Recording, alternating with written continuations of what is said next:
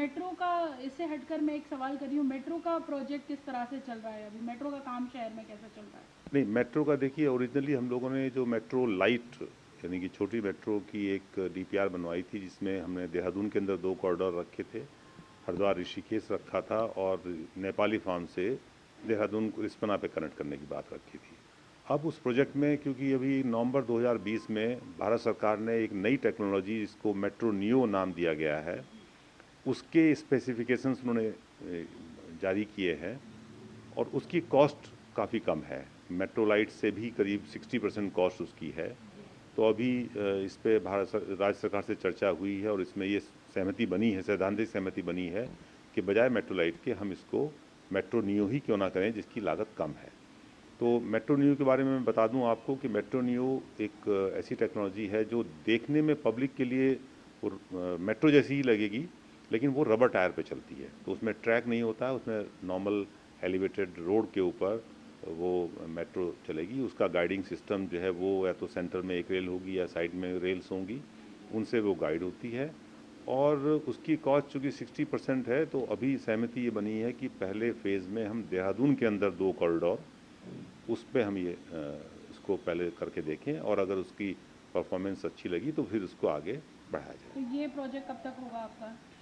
ये प्रोजेक्ट की देखिए हम अभी उसकी डीपीआर जो हमारी मेट्रोलाइट की डीपीआर थी, उसी डीपीआर को हम कन्वर्ट कर रहे हैं, क्योंकि बेसिक डाटा ट्रैफिक का, स्टेशन लोकेशन, टोपोग्राफी, जियो टेक्निकल, वो सब सर्वे वही रहना है। केवल टेक्निकल डिटेल्स उसकी चेंज होनी है, वो हम इन हाउस उसको चेंज कर रहे हैं। हमें उम्मीद है कि इस माह के अंत तक हम डीपीआर बना करके राज्य सरकार को भेज देंगे।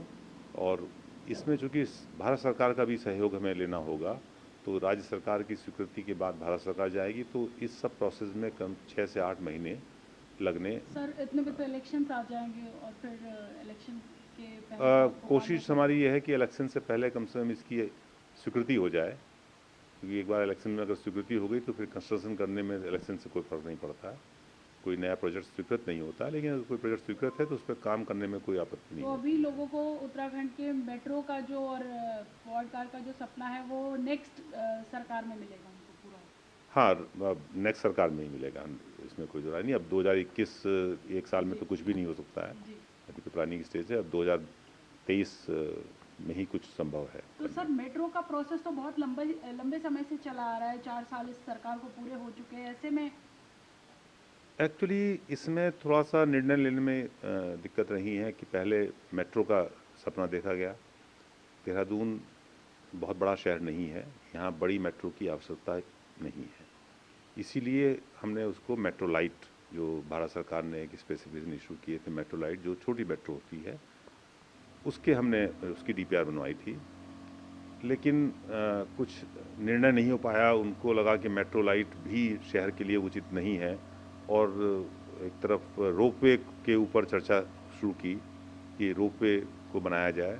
फिर रोपवे की डीपीआर इसीलिए बनाने के लिए दी गई। अब फिर से ये मेट्रो नियो के स्पेसिफिकेशन आने के बाद उसकी कॉस्ट और रोपवे की कॉस्ट लगभग बराबर है। तो इसलिए फिर ये निर्णय हुआ कि हम रोपवे के बराबर ही लगभग कॉस्ट है, तो क्यों ना मेट्रो नियो पे जाया जाए। इसलिए अब मेट्रो नियो, तो इसलिए कुछ निर्णयों में देरी हुई है, जिसकी वजह से ये सब रहा है। लेकिन किसी भी नए सरकार के लिए नई टेक्निक्स आती हैं तो उनके बारे में निर्णय लेने में समय तो लगता ही है।